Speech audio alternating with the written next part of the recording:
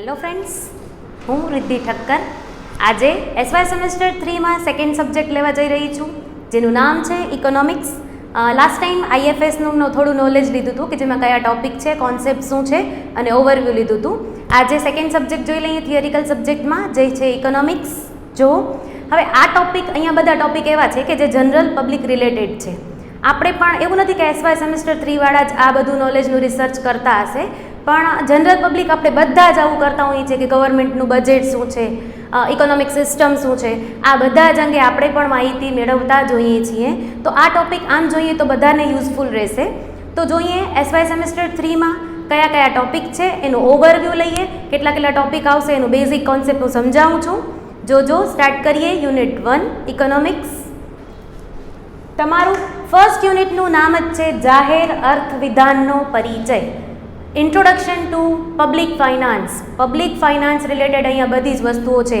In short government related બધી જ વસ્તુઓ આવશે, બરાબર. એનામાં જ તમારું પહેલું ટોપિક છે આર્થિક પદ્ધતિઓ, ઇકોનોમિક સિસ્ટમ. હવે એને સમજાવવા માટે મેં થોડુંક અહીંયા કને કંઈક ચાર્ટ ડ્રો કર્યો છે અને સમજાવું છું. જોજો, આર્થિક પદ્ધતિ કોને કહેવાય, પહેલાં એ સમજવું પડે. વોટ ઇઝ ઇકોનોમિક સિસ્ટમ, બરાબર. તો સમજીએ. ઇકોનોમિક સિસ્ટમને સમજવા માટે મેં બે વસ્તુઓ લીધી, વોન્ટ્સ એન્ડ રિસોર્સિસ. વોન્ટ્સ એટલે જરૂરિયાતો, આપણી જરૂરિયાત છે એ કેવી છે તો કે અમર્યાદિત. અને બીજું છે રિસોર્સિસ એટલે કહેવાય સાધનો. આપણી પાસે અર્થતંત્રમાં જે સાધનો છે એ લિમિટેડ છે, મર્યાદિત સાધનો છે. ત્યારે અહીંયા પ્રશ્ન આવે આર્થિક પદ્ધતિનો, ઇકોનોમિક સિસ્ટમનો યુઝ કરવું પડે. હું એના માટે પહેલાં બેઝિક એક એક્ઝામ્પલ આપું અથવા સમજાવું. તો એમ કહી શકાય કે આપણે પોતાની જ વાત કરીએ. આપણા પોતા પાસે પણ અમુક જે સોર્સ છે એ લિમિટેડ છે અને આપણી જે વોન્ટ્સ છે એ અનલિમિટેડ છે. એટલે સપોઝ એમ કહીએ આપણો પગાર છે એ શેમાં આવે, લિમિટેડ સોર્સ છે, અથવા તો રિસોર્સિસમાં આપણે એમ કહીએ કે મર્યાદિત સાધન જે આપણો પગાર, અને સામે આપણી જરૂરિયાતો અમર્યાદિત છે. એટલે શું તો કે આપણી એક પછી એક જરૂરિયાત ઊભી જ હોય. સપોઝ હું એમ કહું કે પેલા ફોન નથી તો ફોન લ્યો, ફોન આવી જાય પછી જો અગર 2 વ્હીલર ન હોય તો આપણને 2 વ્હીલર જોઈએ, એ આવી જાય પછી આપણે એમ થાય 4 વ્હીલર હોય તો સારું, એક 4 વ્હીલર લઈએ. આમ એક પછી એક જરૂરિયાતો આપણી ઊભી જ હોય. એ ભલે એવું કહી શકીએ કે પગાર લિમિટેડ હોય એટલે બધી જ જરૂરિયાતો સંતોષી શકાતી નથી. ત્યારે આપણે પણ શું કરીએ, એક પદ્ધતિ કે સિસ્ટમનો ઉપયોગ કરીએ કે આપણો પગાર કેટલો છે, એનામાંથી આપણી કઈ જરૂરિયાત પહેલાં સંતોષવી, કઈ પછી સંતોષવી, અને અમુક જરૂરિયાત ન સંતોષાય આવું પણ બને. પણ આના માટે આપણે એક સિસ્ટમ અનુસરીએ કે પગારને ધ્યાનમાં રાખીને પહેલાં કઈ જરૂરિયાત સંતોષવી, પછી કઈ સંતોષવી. આ પ્રમાણે આપણે પણ એક સિસ્ટમને ફોલો કરતા હોઈએ છીએ. હવે આવીએ અર્થતંત્રની વાતમાં. આપણે બધા જ કોઈને કોઈ કામમાં રોકાયેલા હશું. આર્થિક અને બિનઆર્થિક બે પ્રવૃત્તિઓ આપણે કરતા હોઈએ, બરાબર. જે નાણાં કમાવવા માટે કરતા હોઈએ છીએ આર્થિક પ્રવૃત્તિ, એ નાણાં કમાઈએ જેનો ઉપયોગ આપણે ખર્ચ કરવા અથવા તો વસ્તુ કે સાધનો ખરીદવા માટે કરતા હોઈએ છીએ. તો અર્થતંત્રમાં અહીંયા આર્થિક પદ્ધતિમાં શું કહે છે, જ્યારે રિસોર્સિસ લિમિટેડ હોય એટલે સંસાધનો મર્યાદિત હોય અને આપણી જરૂરિયાતો અમર્યાદિત હોય, ત્યારે એક પદ્ધતિનો યુઝ થાય જેને કહેવાય આર્થિક પદ્ધતિ. આના માટે 3 પદ્ધતિઓ છે. એનાથી પહેલાં હું એનું મિનિંગ કહી દઉં. આર્થિક પદ્ધતિ કે જેનો મુખ્ય ઉદ્દેશ છે મર્યાદિત અથવા તો જે પણ સંસાધનો છે અથવા રિસોર્સિસ છે એ મર્યાદિત સંસાધનો દ્વારા આપણી અમર્યાદિત જરૂરિયાત સંતોષવાનો મુખ્ય ઉદ્દેશ છે.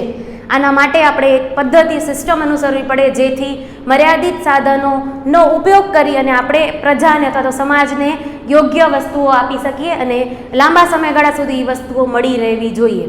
આ માટે કામ કરે છે ઇકોનોમિક સિસ્ટમ. દરેક દેશમાં અલગ અલગ ઇકોનોમિક સિસ્ટમ હશે, બરાબર. તો ઇકોનોમિક સિસ્ટમ એટલે સમજાઈ ગયું. આર્થિક પદ્ધતિનો મુખ્ય હેતુ તો કે મર્યાદિત સંસાધનો દ્વારા અમર્યાદિત જરૂરિયાત પૂરી કરવાનો એક હેતુ છે, જેને કહેવાય આર્થિક પદ્ધતિ, ઇકોનોમિક સિસ્ટમ. ક્લિયર? હવે આગળ વધું. નેક્સ્ટ, આર્થિક પદ્ધતિના 3 પ્રકાર છે. અહીંયા સમજો, તમને આ બધાને ડિટેલ્સમાં સમજવાના રહેશે. આર્થિક પદ્ધતિના 3 પ્રકારમાં પહેલું છે મૂડીવાદી આર્થિક પદ્ધતિ, સેકન્ડ છે સમાજવાદી આર્થિક પદ્ધતિ અને થર્ડ છે મિશ્ર અર્થતંત્ર, કેપિટલિઝમ, સોશિયાલિઝમ એન્ડ મિક્સ્ડ ઇકોનોમી કહી શકાય આને. હવે આ 3 પદ્ધતિ શું છે એને બેઝિક સમજાવી દઉં, પછી ડિટેલ્સમાં જ્યારે સમજાવીશ ત્યારે આના પણ અંદરમાં ચાર્ટ છે. બધા જ ટોપિક એવા છે કે જેની અંદરમાં સબ પોઈન્ટ છે અને ચાર્ટ છે. અત્યારે હું એને સમજાવી દઉં 3 પદ્ધતિઓ શું કહેવા માંગે છે. પહેલી પદ્ધતિ છે મૂડીવાદી આર્થિક પદ્ધતિ. હવે મૂડીવાદી આર્થિક પદ્ધતિ એટલે શું?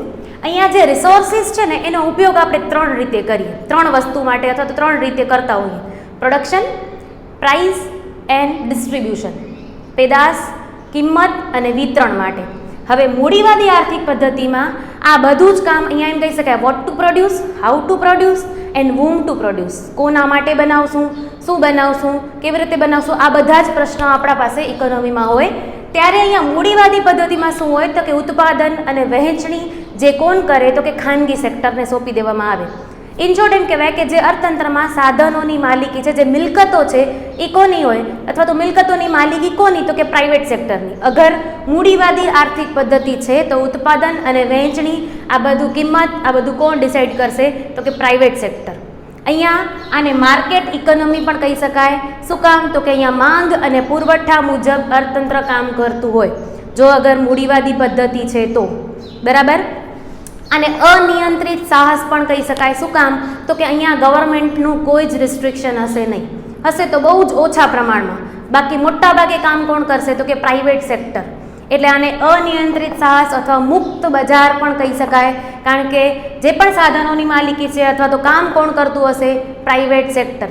બીજી અહીંયા વસ્તુ એમ કહી શકાય, પ્રાઇવેટ સેક્ટર કામ કરતું હોય અથવા તો ખાનગી માલિકી હોય ત્યારે એનો મુખ્ય ઉદ્દેશ હોય પોતાનો મહત્તમ નફો.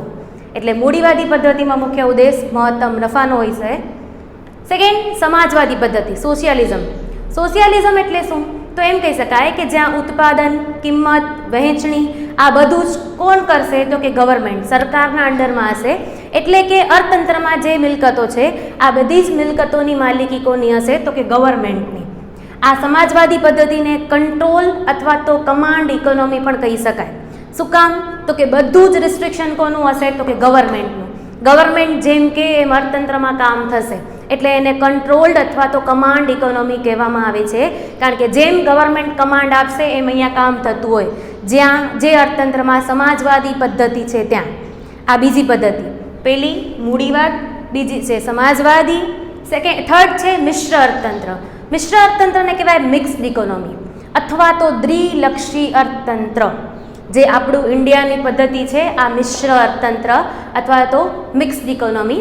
હવે આને સમજાવું. મિક્સ્ડ ઇકોનોમી એટલે શું?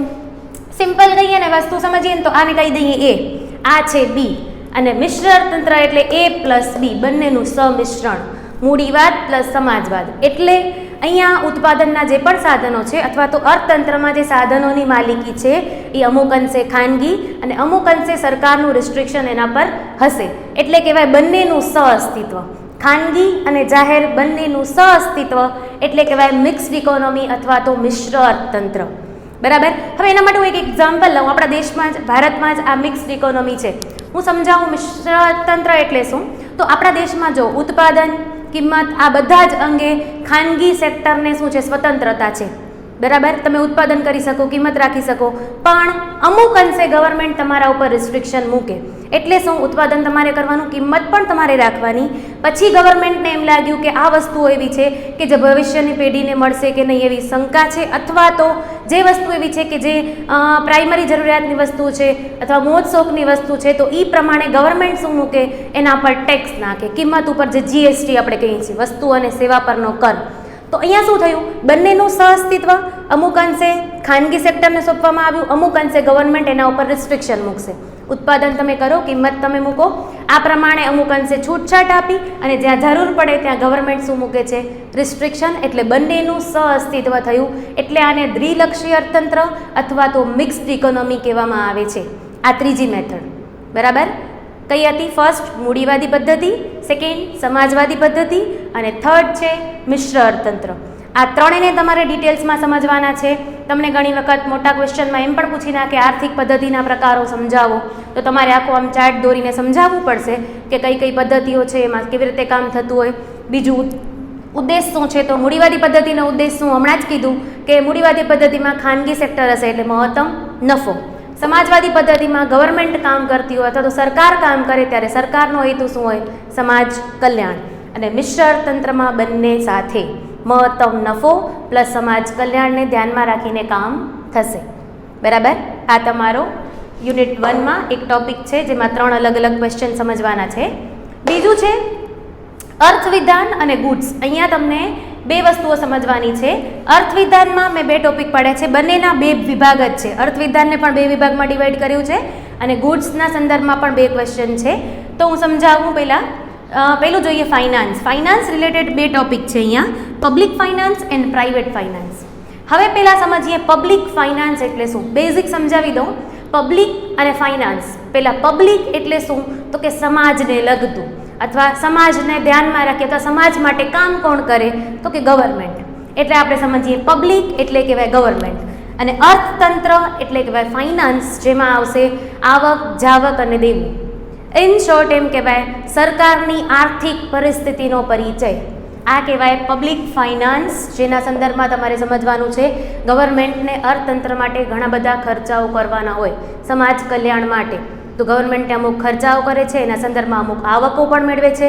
તો કઈ કઈ ગવર્મેન્ટની આવકો છે, કયા ખર્ચા ગવર્મેન્ટ ક્યાં કરે છે, આપણે બધાને ખબર છે. રેગ્યુલર બધા જ અર્થતંત્રમાં મેડિકલની સુવિધાઓ છે, અન્ય રોડ રસ્તાનું કામકાજ છે, અથવા તો અન્ય ઘણા બધા કામ સમાજ કલ્યાણ માટે કરતી હોય છે ગવર્મેન્ટ. તો આ બધા જ ખર્ચ અને આવક અંગે તમારે અહીંયા સમજવાનું છે પબ્લિક ફાઇનાન્સમાં. બરાબર. અહીં ઇન શોર્ટ તમને કંઈ ન સમજાતું એમ કહી શકાય સરકારની આર્થિક પરિસ્થિતિનો પરિચય. બરાબર. અને સામેની બાજુ છે બીજું જ ફાઇનાન્સમાં બીજો ટોપિક છે પ્રાઇવેટ ફાઇનાન્સ. બરાબર. અહીંયા કીધું પબ્લિક અને સામે છે પ્રાઇવેટ ફાઇનાન્સ. પ્રાઇવેટ ફાઇનાન્સ એટલે શું, તો કે વ્યક્તિ, કુટુંબ કે સંસ્થા એટલે કે આપણે બધા. બરાબર. આપણે બધાની જે પણ આવક અને ખર્ચની પ્રવૃત્તિ છે એનો અભ્યાસ છે કહેવાય પ્રાઇવેટ ફાઇનાન્સ. એના રિલેટેડ પણ તમારે એક ટોપિક સમજવાનું છે અને બંનેનો ડિફરન્સ પણ પૂછાય છે ઘણી જ વખત. આના શોર્ટ પોઈન્ટમાં ટોપિક ઘણા બધા છે જે આપણે લખશું જ્યારે લેક્ચર સ્ટાર્ટ થશે ત્યારે. અત્યારે સમજો પબ્લિક ફાઇનાન્સ અને પ્રાઇવેટ ફાઇનાન્સ એટલે શું. પ્રાઇવેટ એટલે વ્યક્તિ, સંસ્થા કે કોઈ પણ કુટુંબ, આ બધાની જે આવક અને ખર્ચની પરિસ્થિતિ છે એનો અભ્યાસ. એટલે હવે આમાં બીજો એક વસ્તુ સમજાવી દઉં. પબ્લિક ફાઇનાન્સ અથવા તો ગવર્મેન્ટ જે છે એ કેમ, આપણું અને ગવર્મેન્ટના ફાઇનાન્સમાં શું ફરક.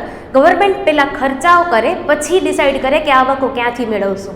જ્યારે આપણે બધા શું કરતા હોઈએ, પહેલાં આવક મેળવીએ પછી વિચારીએ કે હવે ક્યાં ક્યાં ખર્ચાઓ કરશું. આ ડિફરન્સ. એવી રીતે ઘણા બધા ડિફરન્સ છે આમાં, સમજાવશું આગળ જ્યારે પણ ડિટેલ્સમાં સમજશું ત્યારે. હવે આનાથી આગળ બીજું ટોપિક છે અહીંયા જ સેકન્ડ ક્વેશ્ચન છે તમારો ગુડ્સ રિલેટેડ, જેમાં બે ટોપિક છે private goods and public goods. હવે સમજાવું પહેલાં પબ્લિક ગુડ્સ એટલે શું. પબ્લિક, હમણાં જ કીધું પબ્લિક એટલે સમાજ માટે. બરાબર. સમાજ માટે જે પણ સાધનો છે જે કહેવાય પબ્લિક ગુડ્સ. આપણે એમ કહી શકીએ કે જેનાથી સમાજની કોઈ પણ વ્યક્તિને વંચિત રાખી શકાતી ન હોય. એટલે શું, હવે આ થોડું કેમ લાગે કે અઘરું છે, પણ એની વ્યાખ્યા છે આ કે સમાજની કોઈ પણ વ્યક્તિને એના લાભથી વંચિત ન રાખી શકાય એવા ગુડ્સ જે કહેવાય પબ્લિક ગુડ્સ. સપોઝ એક્ઝામ્પલથી સમજાવું, આપણે બધા જ આ બધી વસ્તુઓથી માહિતગાર હશું. તો પબ્લિક ગુડ્સમાં એમ કહી શકીએ public garden, public library, road, રસ્તા, આ બધું શું છે કે જેનાથી સમાજની કોઈ પણ વ્યક્તિ વંચિત ન રહી શકે અથવા તો કોઈને વધુ ને કોઈને ઓછો લાભ એમ ન મળી શકે. જે વસ્તુ બધા જ માટે સેમ છે, બધા જ એનો ઉપયોગ કરી શકે, જે પબ્લિક ગુડ્સ કહેવાય. બરાબર. અને પ્રાઇવેટ ગુડ્સ બીજો ટોપિક છે તમારો પ્રાઇવેટ ગુડ્સ. પ્રાઇવેટ ગુડ્સ એટલે એવા ગુડ્સ કે જેના લાભથી સમાજની વ્યક્તિઓને વંચિત રાખી શકાય છે. એટલે બધાને એને સરખો અધિકાર મળતો નથી. બરાબર. સપોઝ હું એમ કહું કે પ્રાઇવેટ ગાર્ડન, કોઈ મારું પોતાનું પ્રાઇવેટ ગાર્ડન છે તો હવે એમાં પબ્લિકને બધા જ લોકોને પરમિશન નહીં મળે અથવા તો સમાજની વ્યક્તિઓને એનાથી વંચિત રાખી શકાશે કારણ કે પ્રાઇવેટ ગાર્ડન છે. પ્રાઇવેટ ગાર્ડન છે અથવા પ્રાઇવેટ લાઇબ્રેરી હોય તો તમારે શું કરવું પડે, ત્યાં જે એની ફીસ છે એ ચૂકવવી પડે ને પછી જ તમને પરમિશન મળે. બરાબર. બધા જ માટે સરખો અધિકાર નથી, જે કહેવાય પ્રાઇવેટ ગુડ્સ. બરાબર. Public goods and private goods આ પણ સમજવાનું છે તમારે. અહીંયા તમારા બે ટોપિક થયા, એક ફાઇનાન્સ રિલેટેડ અને સેકન્ડ છે goods related. Public finance and private finance. Second છે public goods and private goods, જેમાં કહેવાય જાહેર અર્થવિધાન અને ખાનગી અર્થવિધાન. અને બીજો ટોપિક હતો જાહેર સાધનો અને ખાનગી સાધનો. બરાબર. એના પછી આ જ ફર્સ્ટ યુનિટમાં તમારે સમજવાના છે બજેટ રિલેટેડ ઘણા બધા ક્વેશ્ચન છે. બજેટમાં પણ આખું એનું ચાર્ટ છે મોટું, એ તમારે ડ્રો કરવું પડશે જ્યારે ડિટેલ્સમાં તમે બજેટને સમજતા હશો તો. હવે સૌથી પહેલાં બજેટ એટલે શું, આપણે બધાને ખબર હશે. બજેટ એટલે શું, તો કે આપણે સરકાર રિલેટેડ જ્યારે પણ સરકાર બજેટ બહાર પાડે ને ત્યારે આપણે બધા જ જોતા હોઈએ સરકારે ક્યાં કેટલા ખર્ચાઓ કર્યા, ક્યાં કેટલી આવકો કરી, ક્યાં ટેક્સ વધાર્યા, ક્યાં ટેક્સ ઘટાડ્યા. એટલે એના સંદર્ભમાં સમજીએ તો બજેટ એટલે આવતા વર્ષ માટે સરકાર ક્યાં કેટલા ખર્ચા કરશે ને ક્યાંથી કેટલી આવકો મેળવશે આના અંગેનું એક પત્રક રજૂ કરે છે, જેને કહેવાય બજેટ. આવક અને ખર્ચનું અંદાજનું કે ભવિષ્ય માટેનું, બરાબર. તો આ કહેવાય બજેટ, જેના અંગે આપણે પણ આપણું બજેટ બનાવતા હોઈએ કે ગવર્મેન્ટ અહીંયા ટેક્સ વધાર્યા, અહીંયા ઘટાડ્યા, તો એ પ્રમાણે આપણે પણ આપણું પ્લાનિંગ કરતા હોઈએ છીએ સરકારના બજેટ રિલેટેડ, બરાબર. તો બજેટના ક્વેશ્ચનમાં પણ ઘણા બધા ટોપિક છે. એક છે બજેટના પ્રકાર, તમને સમજવાના છે. જે બજેટને કહેવાય અંદાજપત્ર. અંદાજપત્રના તમારે 5 પ્રકાર અહીંયા સમજવાના છે, એ આપણે સમજશું. બીજું બજેટના વિવિધ ખ્યાલ, અને હજી એક ટોપિક છે ખાધના વિવિધ પ્રકાર. અહીંયા બજેટના પ્રકારમાં પણ 5 ટોપિક કહું છું, એમાં 5 કયા ટોપિક છે એ આપણે સમજશું. સેકન્ડ, એના બજેટના ખ્યાલ કયા છે એ સમજવાના છે ડિટેલ્સમાં. આ બધા જ ક્વેશ્ચન છે તમારે યુનિટ 1માં સમજવાના છે. આ બધા જ ટોપિકને ઘણી વખત 14 માર્ક્સના ઘણા ક્વેશ્ચન પૂછી નાખે છે, બજેટના પ્રકાર સમજાવો. આ બધું જ તમારે ફર્સ્ટ યુનિટમાં સમજવાનું છે. ક્લિયર છે? ચલો, હવે સેકન્ડ યુનિટ છે કરવેરા, ટેક્સેશન. આ તમારી યુનિટ આમ જોઈએ તો બહુ જ ઇઝી ટોપિક છે. આમાં બધા પહેલાં સમજાવું, કરવેરા એટલે શું આપણે બધાને ખબર હશે, અને અમુક લોકો, ઘણા બધા લોકો ભરતા પણ હશે. પહેલાં જો કરવેરા એટલે શું, તો સિમ્પલ મિનિંગ એમ કહું કે ગવર્મેન્ટે અર્થતંત્રની પ્રવૃત્તિ માટે અથવા તો સાર્વજનિક હિતની પ્રવૃત્તિ માટે જે રકમ લોકો પાસેથી કે પબ્લિક પાસેથી વસૂલ કરે છે, જે કર થ્રુ વસૂલ કરે છે, જેને કહેવાય કરવેરા. આપણે એમ કહીએ કે ગવર્મેન્ટ અર્થતંત્રમાં ઘણા જ કામ કરતી હોય, માળખાકીય સગવડો છે અથવા તો સંરક્ષણ માટેના કામ કરતી હોય, તો આ બધા જ ખર્ચ માટે એની પાસે પણ આવકનો અમુક સ્ત્રોત હોવો જોઈએ. ત્યારે એ રકમ ગવર્મેન્ટ કરવેરા થ્રુ મેળવે છે. આમાં ડિરેક્ટલી ભલે પબ્લિકને કોઈ ફાયદો નથી મળતો અથવા વળતર નથી મળતું, પણ ઇનડાયરેક્ટ રીતે જોઈએ તો પબ્લિકને આના થ્રુ ફાયદો પણ મળે છે. ગવર્મેન્ટ આ રકમનો ઉપયોગ અર્થતંત્રમાં સમાજ કલ્યાણ માટે કરતી હોય છે. તો જે કહી શકાય કરવેરા, સાર્વજનિક હિતની પ્રવૃત્તિ માટે ગવર્મેન્ટ જે રકમ પબ્લિક પાસેથી વસૂલ કરે, જેને કહેવાય કરવેરા, બરાબર. હવે આમાં તમારે મેઇન ટોપિક સમજવાના છે કરવેરાના 2 પ્રકાર. મેં અહીંયા ચાર્ટ દોર્યું છે, જોજો. પ્રત્યક્ષ અને પરોક્ષ. તમને 14 માર્ક્સમાં ઘણી જ વખત પૂછાતું હોય છે પ્રત્યક્ષ કરવેરા એટલે શું, એના લક્ષણો છે, ફાયદા છે અને ગેરફાયદા છે. આ ક્વેશ્ચન ઘણી વખત 14 માર્ક્સમાં પૂછી નાખે છે. તો હું થોડું ડિટેલ્સમાં સમજાવું કે કરવેરાના 2 પ્રકાર, જેમાં પહેલું જ કીધું પ્રત્યક્ષ કરવેરા અને સેકન્ડ કીધું છે પરોક્ષ કરવેરા, જેને કહેવાય ડાયરેક્ટ ટેક્સ અને ઇનડાયરેક્ટ ટેક્સ. હવે ડાયરેક્ટ ટેક્સ એટલે શું? ડાયરેક્ટ ટેક્સ એટલે એમ કહેવાય કે જે કરનો નાણાકીય બોજો આપણે અન્ય વ્યક્તિ ઉપર ખસેડી શકતા નથી. આમ એની પ્રોપર વ્યાખ્યા છે, પણ હવે હું સમજાવું કે નાણાકીય બોજો અન્ય વ્યક્તિ ઉપર ખસેડી શકતા નથી એટલે શું. તો અહીંયા તમારી બુકમાં 2 મિનિંગ છે, કરઘાત અને કર સંપાત. હવે એમાં સમજાવું. કરઘાત એટલે જે વ્યક્તિ ઉપર આ ટેક્સની રકમ નાખવામાં આવે અથવા તો જેના ઉપર જે ટેક્સ મૂક્યો છે, આવક ઉપર ટેક્સ આપણે એમ કહી શકીએ, તો જે વ્યક્તિ ઉપર એ ટેક્સ મૂકવામાં આવ્યો છે અથવા નાખ્યો છે એને જ ગવર્મેન્ટને એ રકમ ભરી હોય તો કરઘાત એ વ્યક્તિ ઉઠાવે છે એમ કહેવાય. અને કર સંપાત એટલે જે વ્યક્તિના ખિસ્સામાંથી એ રકમ જતી હોય એમ કહી શકાય. હવે હું કહું પ્રત્યક્ષ કરવેરામાં હું એમ કહું કે જે નાણાકીય અથવા તો જે કરવેરાનો નાણાકીય બોજો એ જ વ્યક્તિ ઉપર આવતો હોય ને તેને જ એ રકમ ભરવી પડે. સપોઝ હું એમ કહું કોઈ એક્સ વ્યક્તિ છે, બરાબર, કોઈ એક્સ વ્યક્તિ છે જેના ઉપર અથવા તો જેની આવક 10 લાખ રૂપિયા છે, બરાબર છે. તો આ 10 લાખ ઉપર ઇન્કમ ટેક્સ લાગે, એટલે કે ગવર્મેન્ટે અગર આની આવક ઉપર ટેક્સ મૂક્યો છે તો નાખ્યો છે અથવા તો એને એ ટેક્સેબલ ઇન્કમમાં એ વ્યક્તિ આવે, તો આ રકમ ગવર્મેન્ટને આપશે કોણ? એ પોતે જ, એ એક્સ વ્યક્તિ છે, બરાબર. અને એ રકમ જાશે પણ એના ખિસ્સામાંથી. એટલે એમ કહી શકાય કે કરઘાત અને કર સંપાત આ એક જ વ્યક્તિ ઉપર આવ્યું, એને જ ગવર્મેન્ટને રકમ ચૂકવવી પડશે અને એના ખિસ્સામાંથી જ રકમ જશે, જેને કહેવાય ડાયરેક્ટ ટેક્સ, બરાબર. જેમાં આવી શકે આવકવેરો, બરાબર. જે આવકવેરો કહેવાય ડાયરેક્ટ ટેક્સ અથવા તો પ્રત્યક્ષ વેરો, જે અન્ય વ્યક્તિ ઉપર ખસેડી શકાતો નથી. હવે તમે એમ કહો તો ખસેડી શકાય એટલે શું? પરોક્ષ કરવેરામાં એમ કહે છે કે જે કરનો નાણાકીય બોજો આપણે અન્ય વ્યક્તિ ઉપર ખસેડી શકતા હોઈએ, અથવા તો તમારી બુકમાં એમ છે કરઘાત અને કર સંપાત અલગ અલગ વ્યક્તિઓ ઉપર આવે તો એને કહેવાય પરોક્ષ કરવેરા. એટલે શું? સિમ્પલ એમ કહું કે હું એમ કહું, ચાલો એક ઉત્પાદક છે, કોઈ એક પેન બનાવે છે, બરાબર. 10 રૂપિયાની આ પેન બનાવી, આ 10 રૂપિયામાં 2 રૂપિયાનો ટેક્સ છે, government goods and service tax જે નાખે છે, જેમાં હું એમ કહું 2 રૂપિયાનો ટેક્સ છે. બરાબર, 8 રૂપિયાની કિંમત અને 2 રૂપિયાનો ટેક્સ. હવે આ 2 રૂપિયાનો ટેક્સ અત્યારે ગવર્મેન્ટ નાખશે કોના ઉપર? તો કે ઉત્પાદક ઉપર. ગવર્મેન્ટને રકમ આપશે કોણ? તો કે ઉત્પાદક. તો સરકારને રકમ ભરે કોણ છે? તો કે ઉત્પાદક. એટલે કર ઘાત કોણ ઉઠાવે છે? ઉત્પાદક. હવે ઉત્પાદકે શું કર્યું? આ પેન છે એ કોને આપી? જથ્થાબંધ વેપારીને. બરાબર, આમાં જે 2 રૂપિયાનો ટેક્સ હતો એ જે ઉત્પાદક છે એ કોની પાસેથી વસૂલ કરશે? જથ્થાબંધ વેપારી પાસેથી. હવે જથ્થાબંધ વેપારી આ પેન છે એ કોને આપશે? છૂટક વેપારીને. તો જથ્થાબંધ વેપારી કોની પાસેથી વસૂલ કરી લેશે? છૂટક વેપારી પાસેથી. અને છૂટક વેપારી ગ્રાહકને આ પેન આપે એટલે જે રકમ છે એને જે છૂટક વેપારીએ જે 2 રૂપિયા ચૂકવ્યા હતા એ કોની પાસેથી વસૂલ કરશે? ગ્રાહક પાસેથી. તો આ 2 રૂપિયા સમજો કર ઘાત એટલે કે સરકારની તિજોરીમાં રૂપિયા કોના થ્રુ ગયા? તો કે ઉત્પાદકે ભર્યા. બરાબર, ઉત્પાદકે કોની પાસેથી વસૂલ કર્યા? જથ્થાબંધ વેપારી પાસેથી. જથ્થાબંધ વેપારીએ છૂટક વેપારી પાસેથી વસૂલ કર્યા અને છૂટક વેપારીએ ગ્રાહક પાસેથી વસૂલ કર્યા. એટલે તમે બધા સમજી શકો કે કોના ખિસ્સામાંથી રૂપિયા ગયા? તો કે ગ્રાહકના. એટલે કર સંપાત કોણ ઉઠાવે છે? તો કે ગ્રાહક. હવે સમજાય કે પરોક્ષ કરવેરા એટલે જે કરનો નાણાકીય બોજો આપણે અન્ય વ્યક્તિ ઉપર ખસેડી શકીએ છીએ. ભરી કોણે રકમ? તો કે ઉત્પાદકે. ખિસ્સા કોનામાંથી ગઈ? તો કહેવાય ગ્રાહકના ખિસ્સામાંથી રકમ ગઈ. એટલે કર ઘાત અને કર સંપાત ઉઠાવનાર વ્યક્તિઓ કેવા છે?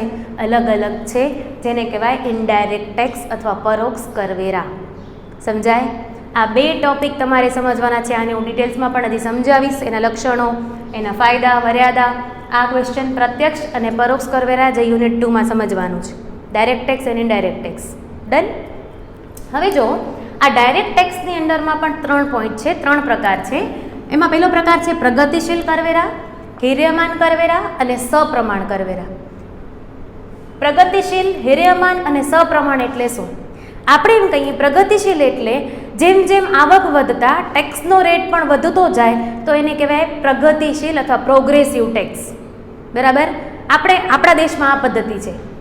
આપણા દેશમાં પ્રત્યક્ષ કરવેરા અંગે આ પદ્ધતિ છે પ્રગતિશીલ કરવેરા. જેમ જેમ આવક વધતી જાય તેમ તેમ ટેક્સનો રેટ વધતો જાય. 10%, 5%, પછી 5% છે, પછી 10%, પછી 20%. આ રીતે શું થતું જાય છે? તો કે પ્રગતિશીલ કરવેરામાં જેમ જેમ આવકનો સ્ત્રોત વધતો જાય તેમ તેમ ટેક્સનો જે પણ રેશિયો છે એ પણ શું થતો જાય? વધતો જાય. બરાબર, સપોઝ એમ કહું 10 લાખ છે તો 10%, 20 લાખ છે તો 20%, 30 લાખ છે તો 30%. આ રીતે શું થયું? આવક વધે છે તો ટેક્સનો રેટ પણ વધતો જોવા મળે છે. આવી રીતે આપણા દેશમાં પણ સ્લેબ મેથડ છે. સેકન્ડ, હિર્યમાન કરવેરા, જેને કહેવાય રિગ્રેસિવ ટેક્સ. રિગ્રેસિવ ટેક્સ એટલે શું? તો કે આવક વધતા ટેક્સનો રેટ છે એ ઘટતો જોવા મળે તો એને કહેવાય રિગ્રેસિવ. બરાબર, એટલે 10 લાખ, 20 લાખ, 30 લાખ આમ આવક વધે છે. પહેલાં ટેક્સનો રેટ હશે 30%, પછી સેકન્ડ 20%, પછી 10%. આમ શું થાય છે? કરવેરાનો દર ઘટતો જાય તો કહેવાય હિર્યમાન કરવેરા છે, રિગ્રેસિવ ટેક્સ. અને થર્ડ છે સપ્રમાણ, પ્રપોઝનલ ટેક્સ. એટલે આવક વધે કે ઘટે ટેક્સનો રેટ સેમ રહે તો કહેવાય સપ્રમાણ કરવેરા. આ ત્રણેયને તમારે ડિટેલ્સમાં સમજવાના છે સેકન્ડ યુનિટમાં. બરાબર, જે પ્રત્યક્ષ કરવેરાની અંદર 3 પ્રકાર છે: પ્રગતિશીલ, હિર્યમાન અને સપ્રમાણ. ક્લિયર? નેક્સ્ટ, આ જ યુનિટમાં એક ટોપિક છે ભારતની કર માળખાની લાક્ષણિકતાઓ અને ખામીઓ જણાવો. ભારતના રિલેટેડ જે પણ કર માળખું છે એને સમજવાનું છે, એની ખામીઓ શું છે આ પણ સમજવાની છે આપણને. અને બીજું છે કર ટાળો અને કર ચોરી. હવે કર ટાળો એટલે શું? તો કે કાયદેસર રીતે જે આપણે કાયદાકીય છટકબારીઓનો લાભ લઈ અને કર ઓછું ભરીએ, અથવા તો આપણે એમ કહી શકીએ તમે ટેક્સેશનમાં આવે છે 80C થી 80U ની જે કલમો છે એનો લાભ લઈ અને તમે શું કરો? કર ઓછું ભરો.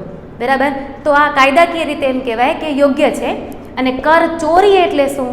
તો કે તમે ગેરકાયદેસર રીતે કર છુપાવો છો તો એ કહેવાય કર ચોરી. તમારી ટેક્સેબલ ઇન્કમ છે છતાં પણ તમે ભરતા નથી તો એ કહેવાય કર ચોરી, જે ગેરકાયદેસર છે.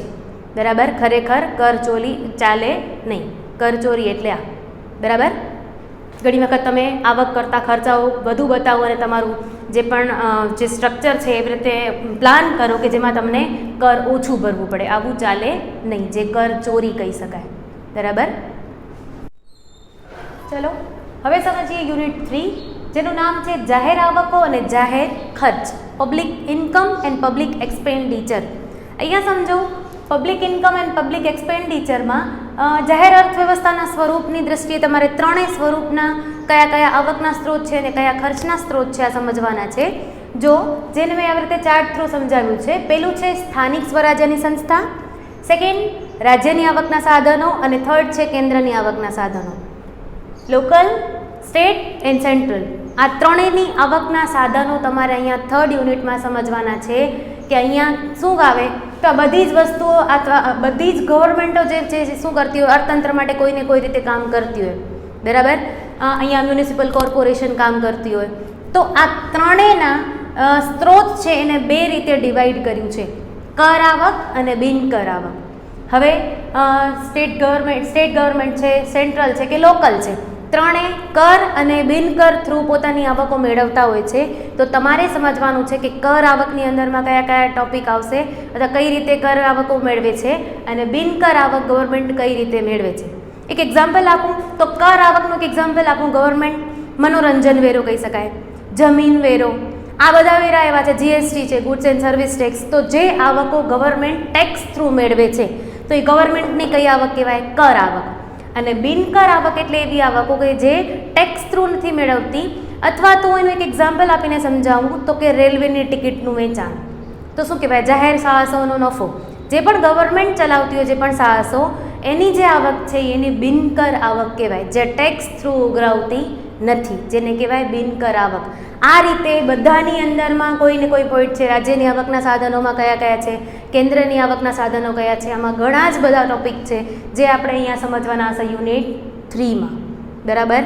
કે પબ્લિક ઇન્કમ કઈ કઈ છે, એમાં લોકલ, સ્ટેટ એન્ડ સેન્ટ્રલ ત્રણેયની સમજવાની છે કે લોકલ ગવર્મેન્ટની ઇન્કમનો સ્ત્રોત કયો, સ્ટેટની કયો અને સેન્ટ્રલ લેવલની જે પણ ગવર્મેન્ટ છે એનો સ્ત્રોત કયો આવકનો. એટલે મેં એને બે પોઈન્ટમાં ડિવાઈડ કરી દીધું, કર આવક અને બિનકર આવક. બરાબર, ક્લિયર છે? નેક્સ્ટ એનામાં જ યુનિટ 3માં એક ટોપિક છે જાહેર ખર્ચ અને એનો ઉદ્દેશ અને મહત્ત્વ. હમણાં જ સમજ્યું પબ્લિક ઇન્કમ, અહીંયાથી આવકો મેળવશે અને હવે એ આવકનો ઉપયોગ કરશે પબ્લિક માટે જ, એટલે પબ્લિક એક્સપેન્ડિચર. ગવર્મેન્ટ અર્થતંત્ર માટે ઘણા જ બધા ખર્ચાઓ કરતી હોય, અર્થતંત્રને સ્થિરતામાં લાવવા માટે, પછી અર્થતંત્રમાં રક્ષણાત્મક પ્રવૃત્તિ માટે, માળખાકીય સુવિધાઓ માટે. અત્યારે જો આપણે જોઈએ છીએ કે કોરોનાની પરિસ્થિતિ છે તો ગવર્મેન્ટ ઘણા બધા ખર્ચાઓ કરતી હોય છે પબ્લિક માટે. તો આ બધા જ ખર્ચા અંગે આપણે અહીંયા ટોપિકમાં સમજવાનું છે કે શું કામ ગવર્મેન્ટ જાહેર ખર્ચ કરતી હોય છે, તો કે પબ્લિકના હિત માટે, બરાબર. તો જાહેર ખર્ચનો ઉદ્દેશ અને મહત્ત્વ અહીંયા સમજવાનું છે યુનિટ 3માં. બીજો ટોપિક છે ખાનગીકરણ અને મૂડી વિનિવેશ. ખાનગીકરણ એટલે શું? જેને કહેવાય પ્રાઇવેટાઇઝેશન, બરાબર. ખાનગીકરણ એટલે સમજાવું, આપણે એમ કહીએ પ્રાઇવેટાઇઝેશન એટલે સિમ્પલ મિનિંગ એમ કે ગવર્મેન્ટના જે એકમો છે એનું હસ્તાંતર કરી નાખે, પ્રાઇવેટ સેક્ટરને આપી દે, તો એ પ્રાઇવેટાઇઝેશન કહેવાય. હવે આમ થોડું સમજાવું તો જો ખાનગીકરણ એટલે જાહેર ક્ષેત્રના એકમોની માલિકી અથવા તો સંચાલન પ્રાઇવેટ સેક્ટરને એટલે કે ખાનગી ક્ષેત્રને સોંપી દેવામાં આવે તો એને કહેવાય ખાનગીકરણ. આના પણ અહીંયા તમારે 3 માપ સમજવાના છે, બરાબર. માલિકીની દ્રષ્ટિએ, સંચાલનની દ્રષ્ટિએ આ માપ અહીંયા સમજશું ખાનગીકરણમાં. એક એક્ઝામ્પલ આપી દઉં તો સમજાવું કે ખાનગીકરણ એટલે શું અને એનો એક્ઝામ્પલ કહું તો અત્યારે જો આપણે બધાને ખબર છે ખાનગીકરણ કોણે કોણે કર્યું છે, તો પહેલાં જીઈબી હતું, હવે પીજીવીસીએલ થઈ ગયું, તો આ શું થયું? પ્રાઇવેટાઇઝેશન. બીજું પહેલાં જીકે હોસ્પિટલ હતી, ગવર્મેન્ટ પાસે હતી, હવે અદાણીને આપી દીધી, તો આ પણ શું કહેવાય? પ્રાઇવેટાઇઝેશન. તો જાહેર ક્ષેત્રના એકમોની માલિકી ખાનગી ક્ષેત્રને સોંપી દેવામાં આવે, માલિકી અથવા સંચાલન, તો એ પ્રાઇવેટાઇઝેશન કહેવામાં આવે. એનામાં જ બીજો એક ટોપિક છે મૂડી વિનિવેશ, ડિસઇન્વેસ્ટમેન્ટ. હવે ડિસઇન્વેસ્ટમેન્ટ એટલે શું? એના માટે પહેલાં કહું, ઇન્વેસ્ટમેન્ટ એટલે રોકાણ અને ડિસઇન્વેસ્ટમેન્ટ એટલે રોકાણ પાછું ખેંચી લેવું. તો એમ કહી શકાય કે ગવર્મેન્ટે જે પણ જાહેર ક્ષેત્રના એકમો છે એમાં ગવર્મેન્ટે પોતાનું રોકાણ કર્યું હતું, હવે અમુક ભાગ છે એ ખાનગી ક્ષેત્રને સોંપી દે, બરાબર. ત્યારે એ કહેવાય ડિસઇન્વેસ્ટમેન્ટ. અમુક પોતાના શેરોનું વેચાણ કરી નાખે, કોને? તો કે પ્રાઇવેટ સેક્ટરને. સંચાલન પોતાની પાસે નહીં રાખે, માલિકી પોતાની પાસે રાખશે, સંચાલન બીજાને સોંપી દે, ત્યારે એણે પોતાનું ડિસઇન્વેસ્ટમેન્ટ કર્યું છે એમ કહેવાય, બરાબર. અત્યારે જ આઈઆરસીટીસી વિચારે છે પ્રાઇવેટાઇઝેશન અમુક ક્ષેત્ર અથવા તો અમુક ભાગ 12.5% જેટલો ભાગ વિચારે છે કે કોને આપી દેશે, તો કે પ્રાઇવેટ સેક્ટરને આપી દેશે, તો એ ડિસઇન્વેસ્ટમેન્ટ કહેવાય. ઘણા બધા ક્ષેત્રમાં એવું વિચારે છે ડિસઇન્વેસ્ટમેન્ટ કરવાનું, જેમાં પોતાનો અમુક ભાગ છે એ કોને આપી દેવામાં આવશે? ખાનગી ક્ષેત્રને, જેને કહેવાય ડિસઇન્વેસ્ટમેન્ટ અથવા તો મૂડી વિનિવેશ. ક્લિયર? સમજાય? આ એક ખાનગીકરણનો જ એક પ્રક્રિયા અથવા તો ભાગ છે મૂડી વિનિવેશ. ક્લિયર? આ યુનિટ 3 ક્લિયર છે? ચાલો નેક્સ્ટ યુનિટ 4 છે, જે છે જાહેર દેવું, પબ્લિક ડેપ્ટ. હવે પબ્લિક ડેપ્ટ એટલે શું? જાહેર દેવું એટલે શું? તો કે સરકાર અર્થતંત્ર માટે અથવા તો સાર્વજનિક હિતની પ્રવૃત્તિ માટે દેશમાંથી કે વિદેશમાંથી જે દેવું કે લોન મેળવે એને કહેવાય જાહેર દેવું. ગવર્મેન્ટ ઘણી વખત અર્થતંત્રમાં ઘણા જ બધા કામો કરવાના હોય અથવા તેના ખર્ચાઓ કરવાના હોય ત્યારે ગવર્મેન્ટ અન્ય ક્ષેત્ર પાસેથી લોન મેળવે છે ત્યારે કહી શકાય પબ્લિક ડેપ્ટ અથવા તો જાહેર દેવું કર્યું છે. ગવર્મેન્ટ આંતરિક અને બાહ્ય બંને રીતે એ દેવું કરી શકે છે. સમજાવું આંતરિક અને બાહ્ય એટલે શું? અહીંયા દેવાના સ્વરૂપ તમારે સમજવાના છે. એમાં પહેલું ખાનગી દેવું અને જાહેર દેવું. ખાનગી દેવું એટલે શું? પ્રાઇવેટ ડેપ્ટ કહેવાય જેને. ખાનગી દેવું એટલે આપણે બધા જે દેવું કરીએ, વ્યક્તિ, કુટુંબ કે સંસ્થાઓ દ્વારા જે લોન મેળવવામાં આવે અથવા તો આપણે એમ કહીએ આપણે પબ્લિકમાંથી જે લોન લઈએ, જે આપણે શું કામ લેતા હોઈએ? તો કે આપણે આપણા અંગત લાભ માટે લેતા હોઈએ, તો એ કહેવાય પ્રાઇવેટ દેવું અથવા તો ખાનગી દેવું, પ્રાઇવેટ ડેપ્ટ કહી શકાય. બરાબર? જે વ્યક્તિ, કુટુંબ કે સંસ્થા દ્વારા જે લોન મેળવવામાં આવે એ ખાનગી દેવું છે. બરાબર? અને સામે છે જાહેર દેવું. હમણાં જ સમજાવ્યું, ગવર્મેન્ટ જે દેવું કરે, જે આંતરિક કે બાહ્ય સ્ત્રોતમાંથી મેળવે તો એ કહેવાય જાહેર દેવું, પબ્લિક ડેપ્ટ. બરાબર? ગવર્મેન્ટ શું કામ દેવું કરશે? તો કે સમાજ કલ્યાણ માટે. ગવર્મેન્ટનો મુખ્ય ઉદ્દેશ શું હોય? સમાજ કલ્યાણનો. આપણે શું કામ દેવું કરીએ છીએ? તો કે આપણે પોતાના અંગત લાભ માટે, તો મહત્તમ નફા માટે. જ્યારે અહીંયા જાહેર દેવું ગવર્મેન્ટ શું કામ કરે? તો કે સમાજ કલ્યાણ માટે ગવર્મેન્ટ દેવું કરે છે. બરાબર? તમને અહીંયા આ બંને ક્વેશ્ચન માટે 3 ક્વેશ્ચન પૂછાયેલા છે. એક ખાનગી અને જાહેર દેવાનો તફાવત, સેકન્ડ છે બંનેમાં સમાનતા શું છે, અને ત્રીજો ક્વેશ્ચન છે ઉદ્દેશ. હમણાં જ કીધું બંનેના અલગ ઉદ્દેશ છે. આ અંગત લાભ માટે દેવું કરે જ્યારે ગવર્મેન્ટ સમાજ કલ્યાણ માટે કરે. એવી રીતે બંનેમાં તફાવત શું છે એ સમજવાનું છે. આપણે દેવું કરીએ અથવા તો ખાનગી દેવું કરીએ, આપણને ક્યાંથી દેવું મળે? તો કે આંતરિકમાંથી જ, દેશમાંથી જ મળે. જ્યારે ગવર્મેન્ટના દેવામાં 2 રીતે કરી શકે, આંતરિક અને બાહ્ય. આંતરિક એટલે જે લોન અથવા તો જે દેવું દેશની અંદરથી અથવા દેશમાંથી જ મેળવવામાં આવે એને કહેવાય આંતરિક દેવું, જે દેશના ચલણમાં જ હોય. બરાબર? અને બાહ્ય દેવું એટલે દેશની સીમાડા કે હદની બહારથી જે દેવું ગવર્મેન્ટ કરે એને કહેવાય બાહ્ય દેવું. જે અન્ય ચલણમાં જે રકમ મેળવવામાં આવે તો એ કહેવાય બાહ્ય દેવું. આમ ગવર્મેન્ટ 2 રીતે દેવું કરી શકે, આંતરિક અને બાહ્ય. વિશ્વ બેંક કે IMF પાસેથી લોન લે તો એ બાહ્ય દેવું પણ કરી શકે આવી રીતે.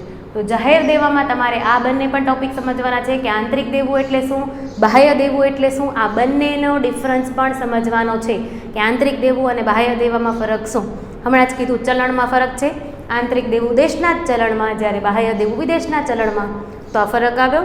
આવી રીતે ઘણા બધા તફાવત છે જે બંને વચ્ચે તમારે અહીંયા ડિટેલ્સમાં સમજવાના છે. બીજું જાહેર દેવાના પ્રકાર. આમ જોઈએ તો મેં અહીંયા આ પોઈન્ટ લખ્યા, એની અંદર પણ સબ પોઈન્ટ છે ઘણા બધા, જેનામાં એક્ઝામ્પલ પણ છે. એ ડિટેલ્સમાં આખો ચાર્ટ દોરીશ ત્યારે ડિટેલ્સમાં સમજાવતી આવીશ. પેલું જાહેર દેવાના કેટલા પ્રકાર છે જો. ઉત્પાદકતાની દ્રષ્ટિએ પણ 2 પ્રકાર છે, ભૌગોલિક દ્રષ્ટિએ 2 પ્રકાર છે, ફરજિયાતપણાની દ્રષ્ટિએ પણ 2 પ્રકાર છે, તરલતાની દ્રષ્ટિએ 2 પ્રકાર છે, અને સમયગાળાની દ્રષ્ટિએ 3 પ્રકાર છે. આ તમારે બધાના પ્રકાર સમજવાના છે કે જાહેર દેવાના 2 પ્રકારમાં ઉત્પાદકની દ્રષ્ટિએ 2 કયા?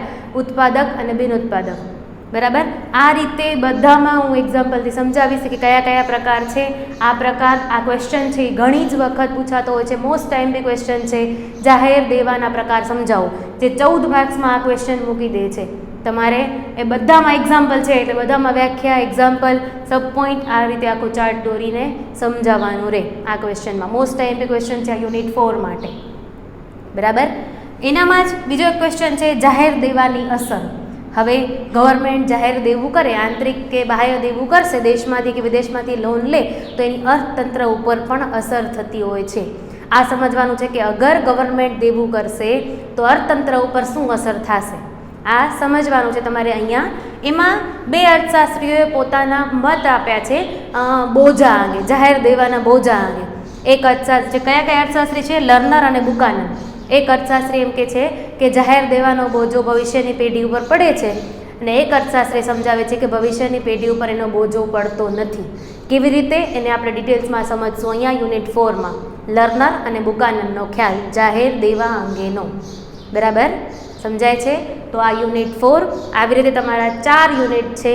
Public finance, goods related, budget related, ડેપ્ટ રિલેટેડ, ઇન શોર્ટ બધા જ ટોપિક એવા છે જે ગવર્મેન્ટ રિલેટેડ ટોપિક હતા.